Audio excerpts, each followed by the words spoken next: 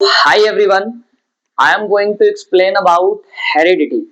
Heredity के जितने भी इंपॉर्टेंट टर्म्स है हम लोग डिस्कस करने वाले हैं, तो लास्ट तक बने रहें, आपको पक्का मजा आने वाला है। हेरिडिटी के बारे में बात करें कि यार हेरिडिटी होता क्या है, तो हेरिडिटी का मतलब होता है the process by which traits are transferred from parents to offspring is called heredity. What is heredity? It is the process by which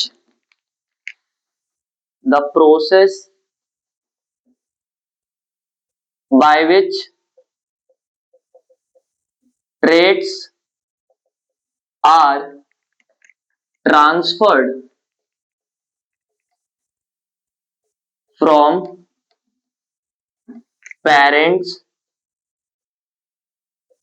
to offsprings. मतलब क्या है? एक ऐसा प्रोसेस जिसके माध्यम से पेरेंट से ऑफ स्प्रिंग में ट्रेट्स ट्रांसफर होते हैं, कैरेक्टर ट्रांसफर होते हैं, उस प्रोसेस को हम लोग बोलते हैं हेरिडिटी। अगला जो टॉपिक है वो होता है इनहेरिटेंस। इनहेरिटेंस का क्या मतलब है?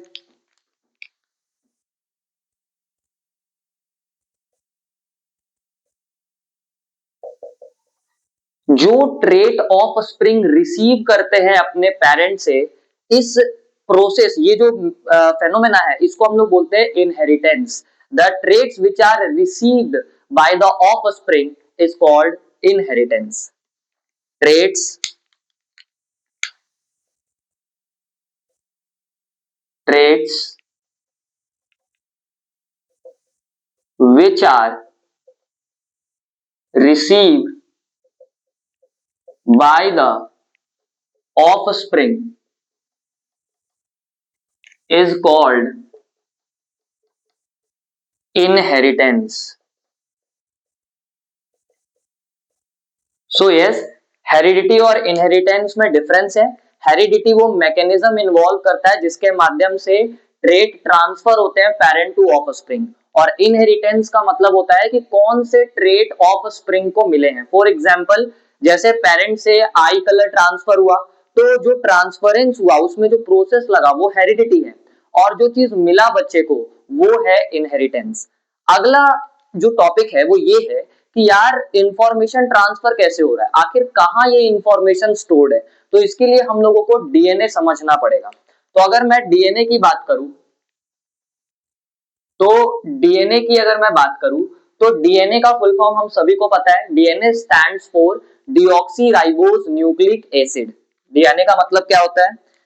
इट स्टैंड्स फॉर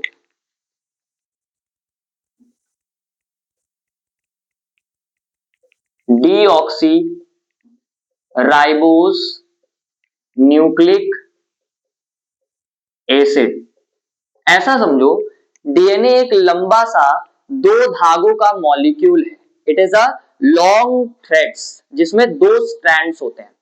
अब उस डीएनए पर सारे इंफॉर्मेशन स्टोर्ड हैं, जिसके कौन कौन से इंफॉर्मेशन स्टोर्ड है? जैसे हेयर कलर का इंफॉर्मेशन स्टोर्ड है, आई कलर का इंफॉर्मेशन स्टोर्ड है। मतलब डीएनए जो है एक ऐसी किताब है जिसमें सब कुछ लिखा हुआ है कि बच्चे में कौन कौन से कैरेक्टर आपको दिखेंगे। तो डीएनए है क्या? It is a double stranded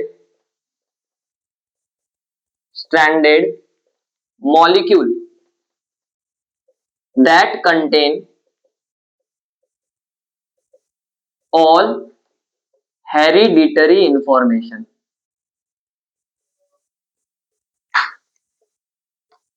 DNA है क्या? दो धागों से बना एक मॉलिक्यूल है जिसपे वो सारे इंफॉर्मेशन स्टोर्ड हैं जो कि बच्चे में एक्सप्रेस होने हैं। अगर मैं डीएनए को डायग्रामेटिकली दिखाऊं तो डीएनए कुछ इस तरीके से है। दो धागों से बना हुआ कॉइल्ड स्ट्रक्चर है इस तरीके से, और डीएनए पर क्या है? इंफॉर्मेशन स्टोर्ड है। It is a double stranded molecule. अगर मैं ह्यूमन डीएनए की बात करूं, तो ह्यूमन डीएनए का जो लेंथ होता है, ह्यूमन डीएनए का लेंथ होता है 2.2 मीटर, अप्रोक्सीमेटली 2.2 मीटर लंबा धागा है डीएनए। कहाँ पाया जाता है? ये न्यूक्लियस के अंदर पाया जाता है। सेल के अंदर जो न्यूक्लियस होते हैं उसके अंदर डीएनए पाया जाता है। ठीक है, present inside nucleus, it is present inside nucleus. अगर मैं बात करूं कि डीएनए जो है 2.2 मीटर लंबा है, न्यूक्लियस की साइज की बात करें तो न्यूक्लियस का साइज तो केवल और केवल 10⁻⁻6 मीटर है। अब 10 टू द पावर बोल रहा हूं तो इसका ये मतलब नहीं बहुत बड़ा है, it is a very very small, ये बहुत छोटा साइज में है। सवाल ये उठता है कि आखिर 2.2 मीटर लंबा डीएनए इतनी छोटे से न्यूक्लियस के अंदर कैसे जो है वो रखा हुआ है। तो सबसे पहले बात करूं तो डीएनए पर फॉस्फेट के कारण, ड्यू टू फॉस्फेट, डीएनए पर कैसा चार्ज होता है, डीएनए पर निगेटिव चार्ज होता है, हैव निगेटिव चार्ज। इसी वजह से डीएनए को न्यूक्लियस के अंदर डालने के लिए डीएनए को अपोजिटली चार्ज्ड प्रोटीन पर रैप कर देते हैं और उस प्रोटीन का नाम है हिस्टोन। तो डीएनए एक बड़ा सा धागा है जिस पर निगेटिव चार्ज है, उस निगेटिवली चार्ज मॉलिक्यूल को positively charge protein that is histone के चारों तरफ रैप कर दिया जा रहा है। तो डीएनए को क्या करेंगे हम लोग, पॉजिटिवली चार्ज हिस्टोन प्रोटीन के चारों तरफ इस तरीके से रैप कर देंगे, और जब डीएनए और हिस्टोन मिलेंगे तो ये एक स्ट्रक्चर बनाएगा जिसको हम लोग बोलते हैं क्रोमैटिन। इसको हम लोग क्या बोलते हैं, क्रोमैटिन। मतलब न्यूक्लियस के अंदर डीएनए किस फॉर्म में है, क्रोमैटिन के फॉर्म में। न्यूक्लियस के अंदर डीएनए किस फॉर्म में प्रेजेंट है, क्रोमैटिन के फॉर्म में प्रेजेंट है। किस प्रोटीन के अराउंड रैप हुआ डीएनए, हिस्टोन प्रोटीन के अराउंड। इस पर कैसा चार्ज है, पॉजिटिव चार्ज है। अगर मैं बात करूं कि क्रोमैटिन और क्रोमोसोम में क्या अंतर होता है, तो जब भी एक सेल को डिवाइड करना होता है तो सेल का जो क्रोमैटिन है वो और ज्यादा कंडेंस होकर के एक रॉड शेप स्ट्रक्चर बनाता है जिसको हम लोग बोलते हैं क्रोमोसोम। ठीक है, during cell division, during cell division, cell division के टाइम पर है ना, क्रोमैटिन क्या होगा, chromatin get condensed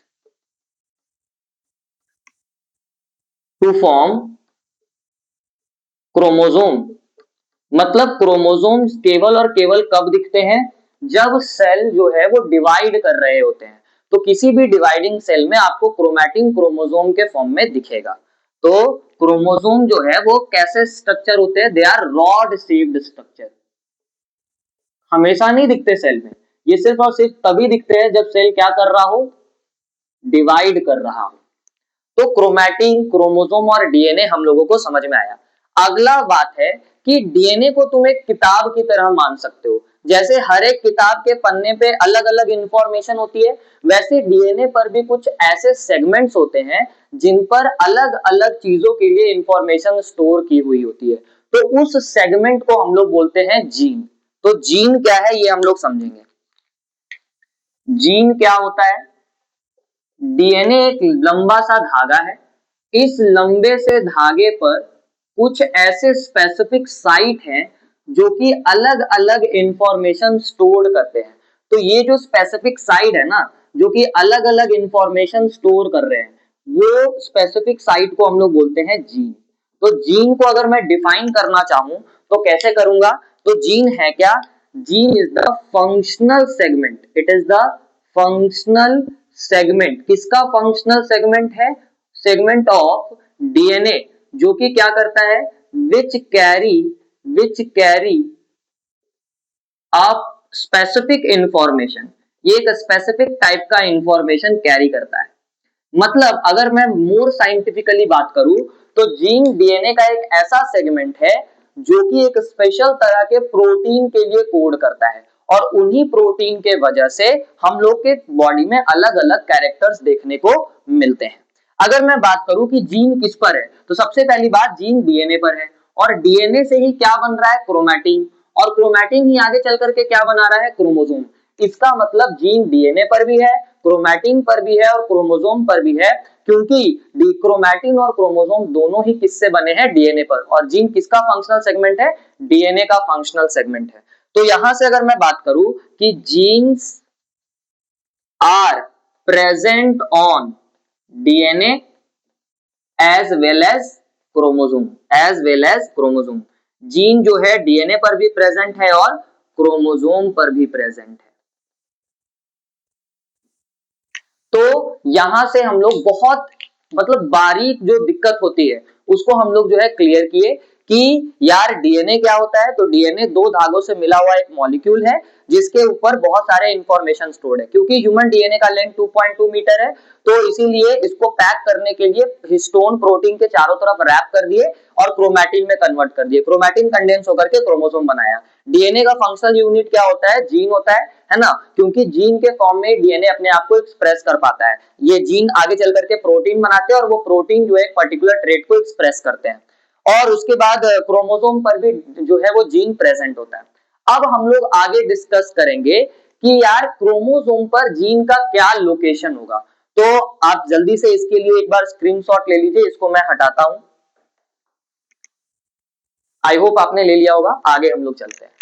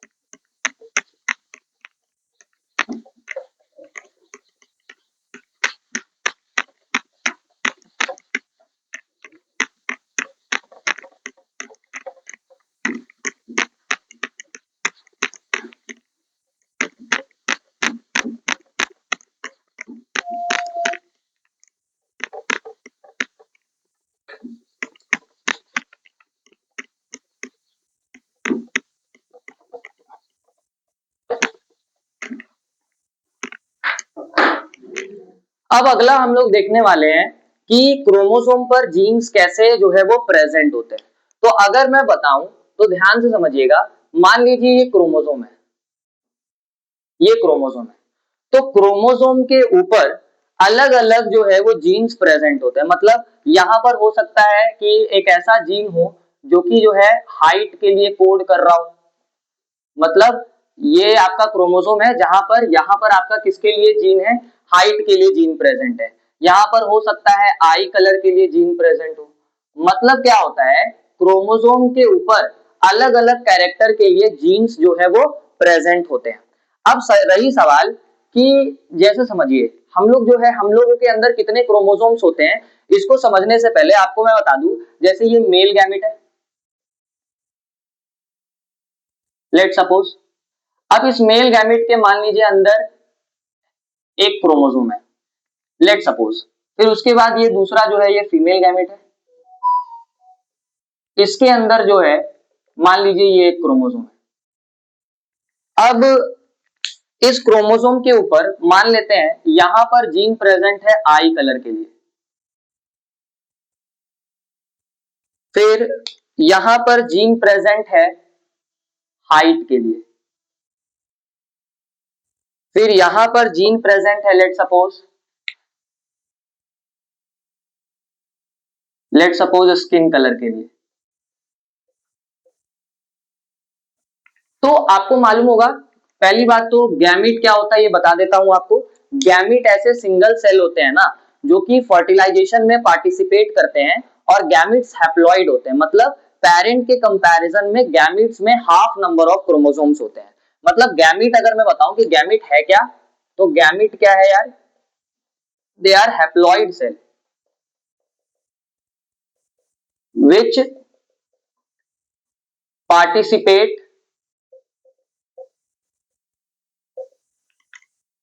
in fertilization। इनकी प्लॉइडी ये क्या होते हैं? They are haploid. हैप्लॉइड का मतलब क्या होता है कि पेरेंट के कंपैरिजन में इसमें कितने नंबर ऑफ क्रोमोसोम होते हैं? हाफ नंबर ऑफ क्रोमोसोम्स होते हैं। मतलब क्या होते हैं? अब समझना ध्यान से। ये दोनों क्योंकि सेम स्पीसीज के गैमेट हम लोग लिए हैं, तो जिस जिस लोकेशन पर अलग अलग जीन इस क्रोमोसोम पर प्रेजेंट है उन्हीं उन्हीं लोकेशन पर इस क्रोमोसोम पर भी क्या होंगे, सेम टाइप के जीन्स प्रेजेंट होंगे। मतलब क्या है सर कि यहाँ पर आई कलर के लिए जीन है तो यहाँ पर भी किसके लिए जीन होगा, आई कलर के लिए होगा। क्योंकि मेल गैमेट कहां से आया होगा, फादर से, और फीमेल गैमेट कहां से होगा, मदर से। मतलब जो है यहां पर मैं ये कहना चाह रहा हूं कि अगर फादर के क्रोमोसोम पर इस लोकेशन पर आई कलर के लिए जीन है तो फीमेल गैमेट में भी, मतलब फादर के गैमेट में इस लोकेशन पर अगर आई कलर के लिए जीन है तो फीमेल गैमेट में भी इस क्रोमोसोम पर इस लोकेशन पर आई कलर के लिए ही जीन होगा। फिर यहाँ पर हाइट के लिए जीन है तो यहाँ पर भी किसके लिए जीन होगा, हाइट के लिए जीन होगा। फिर अगर यहाँ पे स्किन कलर के लिए जीन है तो इसी लोकेशन पर, इसी के पैरेलल लोकेशन पर यहाँ पर भी किसके लिए जीन होगा, स्किन कलर के लिए जीन होगा। मतलब एक जीन, सेम जीन के दो अलग अलग फॉर्म्स अवेलेबल होंगे एक सेल में। कैसे सर, जैसे समझिए, अब जब इनका फर्टिलाइजेशन होगा तो इससे जो सिंगल सेल बनेगा उसको हम लोग बोलेंगे जाइगोट। अब जाइगोट की अगर बात करें तो जाइगोट में अब इन दोनों के क्रोमोसोम्स आ जाएंगे। मतलब यहां पर कुछ ऐसा दिखने वाला है।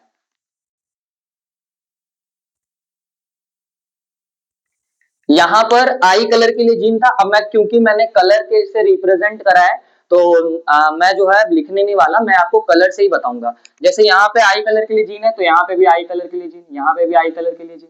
फिर यहाँ पे हाइट के लिए जीन है तो यहाँ पर हाइट के लिए जीन होगा, ये फादर वाला, ये मेल गैमिट और ये फीमेल गैमिट से जो आया था।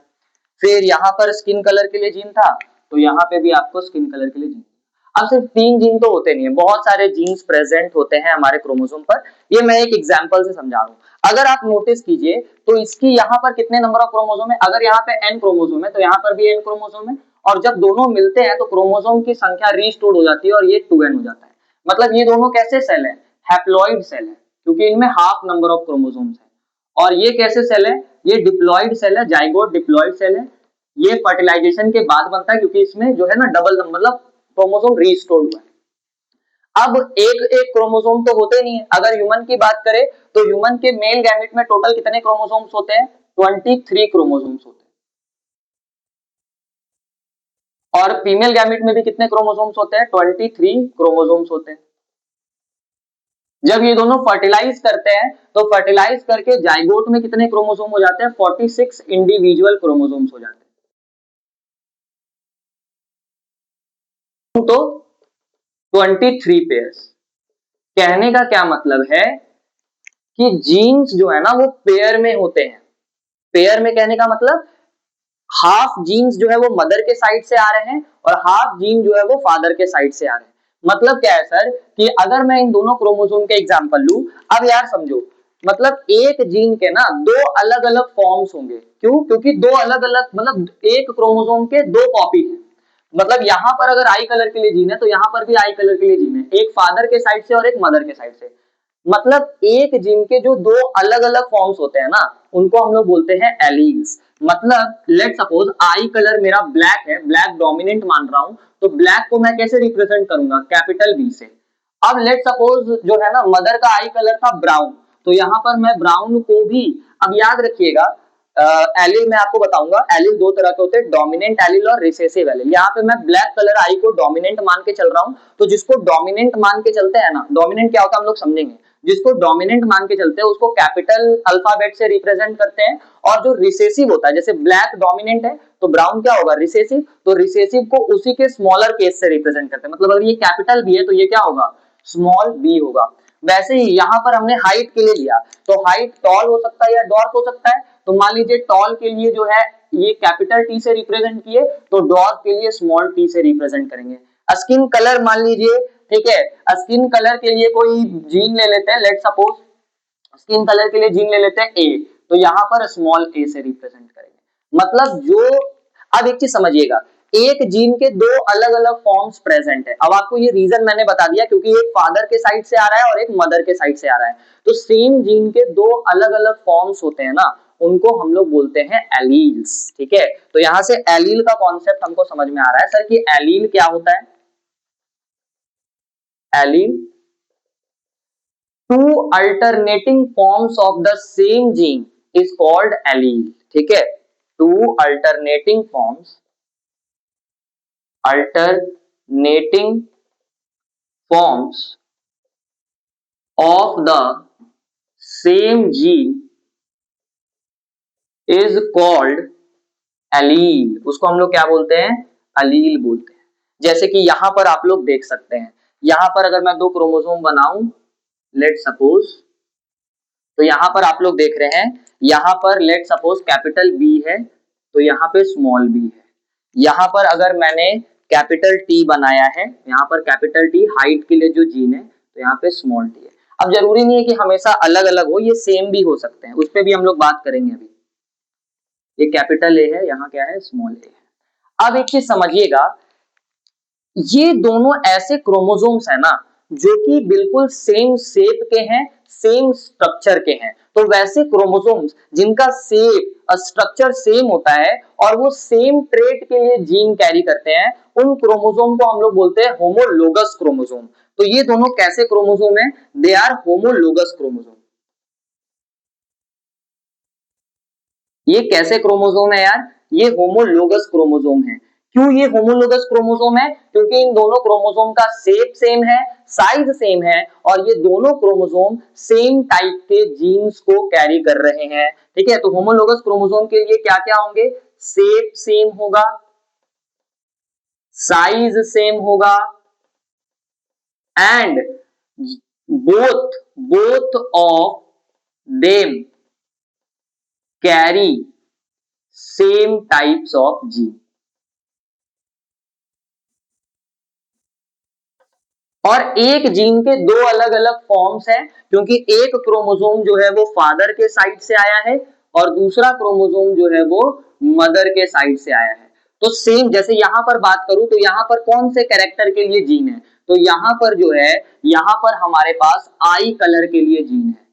तो क्योंकि यहां पर सेम कैरेक्टर के लिए जीन है, तो क्रोमोसोम पर जीन्स के लोकेशन को हम लोग बोलते हैं लोकस। तो यहां पर एक पैरेलल लोकेशन पर सेम टाइप के जीन्स हैं, तो इसीलिए इसको हम लोग बोलेंगे लोकस। ठीक है, मतलब क्रोमोसोम पर जीन्स के लोकेशन को लोकस कहा जाता है। फिर यहां पर देखें तो यहां पर भी सेम टाइप के जीन, मतलब सेम कैरेक्टर के लिए जीन है, और वो क्या है? हाइट। तो ये भी आपका क्या कहलाएगा? लोकस। तो अगर मैं बात करूं लोकस क्या होता है, तो लोकस क्या है? It is the location, it is nothing but the location of genes on homologous chromosome.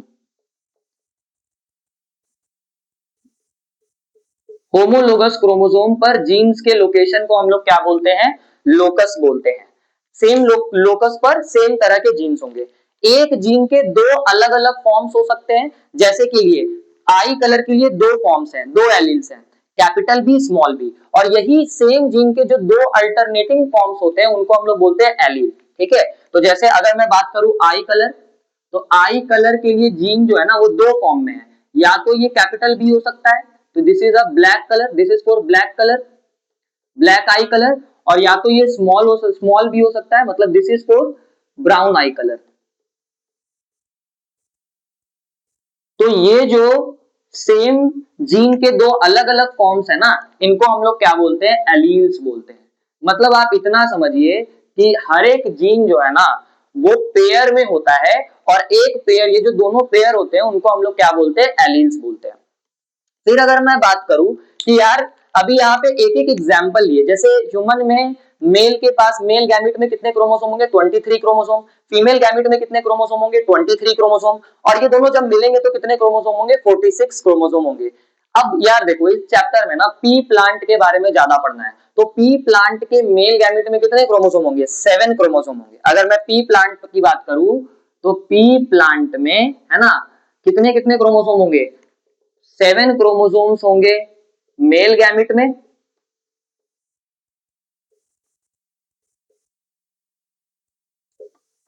और 7 क्रोमोसोम होंगे फीमेल गैमिट में। और जब ये दोनों मिलेंगे तो कितने क्रोमोसोम बनने वाले हैं? 14 क्रोमोसोम बनने वाले हैं। मतलब कितने पेयर होने वाले हैं? कितने पेयर होने वाले हैं? टोटल 7 पेयर होने वाले हैं। ठीक है, ये चीज है। तो आई होप आपको गैमीट समझ में आया होगा, जाइगोट समझ में आया होगा, एलिन्स क्यों आते हैं ये समझ में आया होगा, और ये कंफ्यूजन रहता है, और इसके बाद तो कंफ्यूजन क्लियर हो ही जाना, ये तो पक्का है। अब मैं जो है आगे आपको डिस्कस करूंगा कि यार होमोलोगस क्रोमोसोम समझ गए, लोकस समझ गए, गैमीट समझ गए, अब आगे जो है और कौन कौन से टर्म्स हमको देखने को मिलेंगे, जैसे कि होमोजाइगस और हेट्रोजाइगस मैं आपको समझाऊंगा। अगर मैं बात करूं होमोजाइगस और हेट्रोजाइगस की, तो यहां पर हमारे पास जगह है, यहां पर लिख लेते हैं होमोजाइगस। देखिए होमोजाइगस क्या होते हैं। अब आपको मालूम है सेम जीन के दो अलग अलग फॉर्म्स होते हैं जिनको हम लोग क्या बोलते हैं, एलिन्स। अगर दोनों एलिन्स सेम हो, जैसे अभी मैंने कुछ देर यहाँ पे बोला था कि जरूरी नहीं है कि ये कैपिटल टी और ये स्मॉल टी है तो ये हमेशा स्मॉल टी ही रहे, ये सेम भी हो सकता है, मतलब ये कैपिटल टी भी हो सकता है, ये स्मॉल बी है तो ये कैपिटल बी भी हो सकता है। जब दोनों एलिन्स सेम होते हैं तो उसको हम लोग बोलते हैं होमोजाइगस कंडीशन। तो होमोजाइगस कंडीशन क्या होते हैं, both alleles are same, both alleles are same, ठीक है। तो यहां पर जैसे कि कैपिटल टी कैसा कंडीशन हो गया, होमोजाइगस कंडीशन हो गया। फिर स्मॉल टी कैसा कंडीशन हो गया, होमोजाइगस कंडीशन हो गया। फिर उसके बाद कैपिटल बी कैसा कंडीशन हो गया, होमोजाइगस कंडीशन हो गया, क्योंकि यहाँ पर दोनों एलील क्या है, बिल्कुल सेम है, इसीलिए ये क्या है, होमोजाइगस कंडीशन है। अगला जो है वो है हेट्रोजाइगस कंडीशन। हेट्रोजाइगस भी हम लोग समझेंगे। हेट्रोजाइगस की अगर मैं बात करूं तो हेट्रोजाइगस में दोनों एलिन्स क्या होते हैं, डिफरेंट होते हैं। मतलब जैसे कि ये कंडीशन कैसा है, हेट्रोजाइगस कंडीशन है तो सेम जीन के ही, लेकिन ये दोनों अलग अलग फॉर्म्स हैं। एक ब्लैक आई के लिए कोड करेगा और एक ब्राउन आई के लिए कोड करेगा, इसीलिए ये कंडीशन को क्या माना जाएगा, हेट्रोजाइगस। मतलब यहाँ पर बोथ एलिन्स क्या होंगे, both alleles are different. Both alleles are different का क्या मतलब है कि वो है तो वो सेम कैरेक्टर, कोड तो करेंगे वो सेम कैरेक्टर के लिए, लेकिन अलग अलग ट्रेड्स होंगे उनके। तो हेट्रोजाइगस में both alleles are different. Example की बात करें तो capital T small T, capital B small B, capital Y small Y, etc. तो ये आपके हेट्रोजाइगस कंडीशन में। अब जो टॉपिक है वो है यार कि डोमिनेंट एलील क्या होता है और रिसेसिव एलील क्या होता है। तो डोमिनेंट एलील और रिसेसिव एलील हम लोग समझेंगे, तो एक बार इसका भी स्क्रीनशॉट आप लोग ले लें।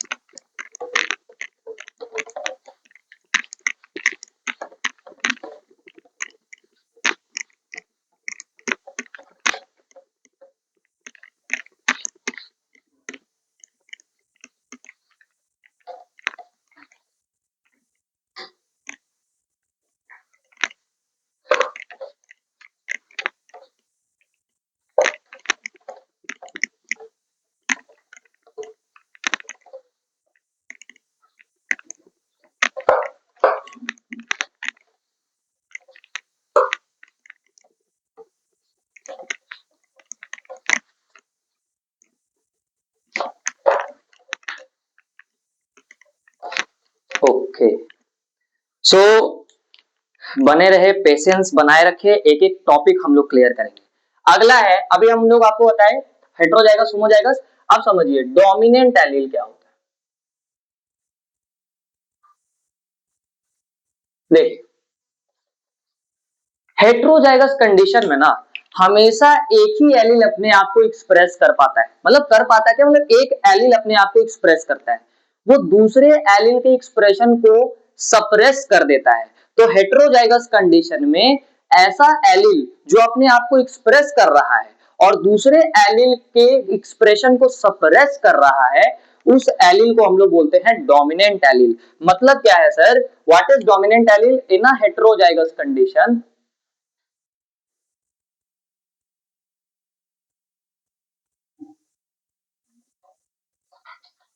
only one allele express itself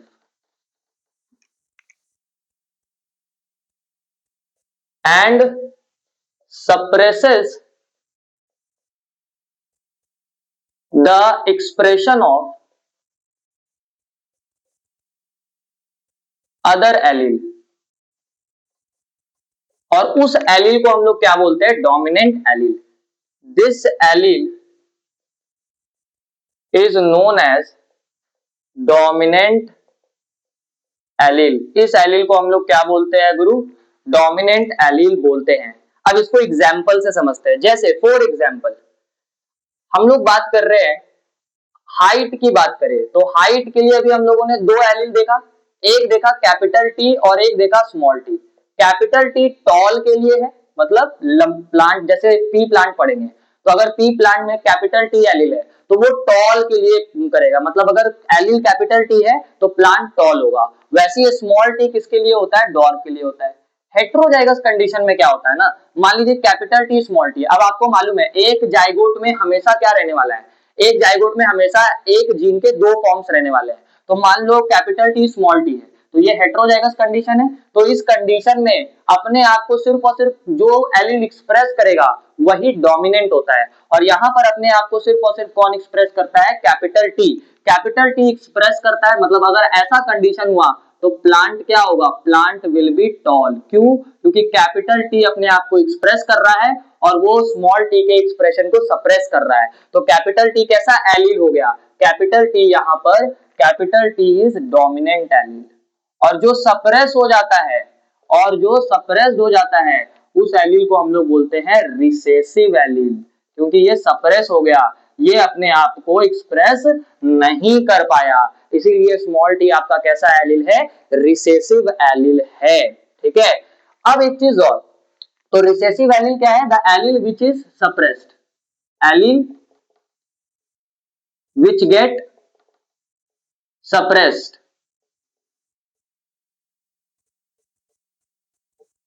ठीक है, एलील विच गेट सप्रेस्ड उसको हम लोग क्या बोलते हैं, रिसेसिव एलील बोलते हैं।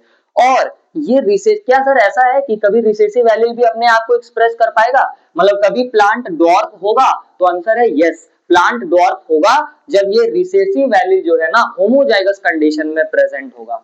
Only expresses, only express when only express itself when present in homozygous condition। मतलब एक चीज तो साफ साफ समझ में आया गुरुजी कि अगर कैपिटल टी है तो कैपिटल टी अपने आप को एक्सप्रेस करेगा, स्मॉल टी को एक्सप्रेस नहीं करने देगा। इसीलिए कैपिटल टी स्मॉल टी में पौधा जो है वो लंबा होगा, टॉल होगा। अगर कैपिटल ई टी है तो बहुत अच्छी बात है यार, दोनों राज करेंगे, यहाँ पर भी क्या होगा, टॉल होगा। और मतलब इस कंडीशन में टॉल, इस कंडीशन में टॉल, और डॉट तभी होगा जब स्मॉल टी होगा, क्योंकि यहाँ पर इसको सप्रेस करने वाला कोई नहीं है, तो यहाँ पर ये क्या हो जाएगा, डॉर्फ हो जाएगा। क्या हो जाएगा दोस्त, डॉर्फ हो जाएगा। ठीक है, तो ये चीज है। तो डोमिनेंट एलील समझ में आया, रिसेसिव एलील समझ में आया। अब एक चीज बहुत इंपॉर्टेंट मैं आपको समझाने वाला हूं, ध्यान से सुनिएगा। ट्रेट और कैरेक्टर में क्या डिफरेंस होता है, ज्यादातर बच्चों को इसमें भी कंफ्यूजन होती है, तो हम लोग ट्रेट और कैरेक्टर एक्सप्रेस करेंगे। सबसे पहले लेते हैं कैरेक्टर क्या होता है। ठीक है, कैरेक्टर क्या होता है, कैरेक्टर क्या है, जो भी ऑर्गेनिजम्स में स्पेसिफिक फीचर्स होते हैं उनको हम लोग बोलते हैं कैरेक्टर। जैसे मेरा जो हेयर कलर है वो ब्लैक है, तो हेयर कलर मेरा क्या हो गया, कैरेक्टर हो गया। स्किन कलर क्या हो गया, कैरेक्टर हो गया। हम लोग आगे पी प्लांट पढ़ने वाले हैं, तो पी प्लांट में सीड कलर क्या हो गया दोस्त, कैरेक्टर हो गया। तो कैरेक्टर क्या है, a specific feature related to offspring, a specific features related to an individual are called character. वो क्या होता है, कैरेक्टर होता है। फॉर एग्जाम्पल सीड का कलर, कैरेक्टर मैं यहां पर लिख रहा हूं। फॉर एग्जाम्पल सीड का कलर क्या है यार, कैरेक्टर है। प्लांट स्टेम हाइट क्या है, कैरेक्टर है। आई कलर क्या है, कैरेक्टर है। अब सुनिएगा, एक कैरेक्टर के अलग अलग एक्सप्रेशन होते हैं, सेम कैरेक्टर के अलग अलग एक्सप्रेशन जो होते हैं उनको हम लोग बोलते हैं ट्रेट। तो ट्रेट क्या है, traits are the expression of a particular character. Traits हैं क्या, these are the expression of a particular character. तो यहां पर कैरेक्टर जैसे एग्जांपल, और भी बहुत सारे कैरेक्टर हम लोग ले सकते हैं, लेकिन 3 एग्जांपल लिए। यहां पर क्या क्या ट्रेट्स होंगे समझिएगा ध्यान से। यहां पर सीड कलर में क्या क्या हो सकता है, येलो हो सकता है और ग्रीन हो सकता है। तो येलो और ग्रीन यहाँ पर क्या है, ट्रेट्स हैं। फिर सेम हाइट में क्या हो सकता है, टॉल हो सकता है, डॉर्फ हो सकता है। तो टॉल और डॉर्फ यहाँ पे क्या है, ट्रेट है। आई कलर क्या हो सकता है, ब्लैक हो सकता है, ब्राउन हो सकता है। अब सुनिए, डोमिनेंट एलील जो ट्रेट दिखाता है उसको हम लोग बोलते हैं डोमिनेंट ट्रेट, और रिसेसिव एलील जो ट्रेट दिखाता है उसको हम लोग बोलते हैं रिसेसिव ट्रेट। तो यहाँ पर येलो क्या है, डोमिनेंट ट्रेट है, और यहाँ पर ग्रीन क्या है, रिसेसिव ट्रेट है। अब यार डोमिनेंट सर पता कैसे चला येलो डोमिनेंट है और ये रिसेसिव है, इसके लिए आपको नेक्स्ट लेक्चर देखना पड़ेगा, वहां पे मैं पक्का बताऊंगा कि क्या डोमिनेंट है क्या रिसेसिव है। यहाँ पर टॉल जो है वो डोमिनेंट है और डॉर्फ जो है वो रिसेसिव है। मतलब कैरेक्टर हो गया स्पेसिफिक फीचर, और उस फीचर के एक्सप्रेशन हो गए हमारे ट्रेट। तो जो है यहाँ पर हम लोग जितना जो है डिस्कस कर सकते थे हम लोगों ने किया। अभी और भी बहुत सारे टर्म्स हैं, नेक्स्ट लेक्चर में मैं आपको डिस्कस करूंगा। इससे रिलेटेड कुछ भी डाउट आपको रहता है तो कमेंट जरूर कीजिए। धन्यवाद, दैट्स ऑल।